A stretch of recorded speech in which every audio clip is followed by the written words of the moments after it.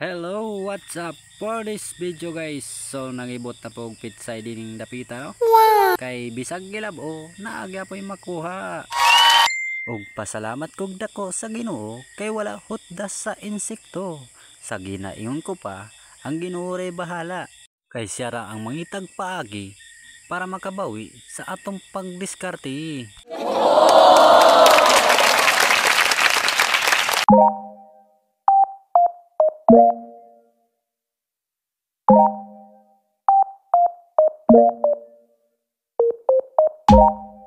Tungod kay gilab uman, ang atong pitsay adunay niwang, adunay tambok sama kanako. What?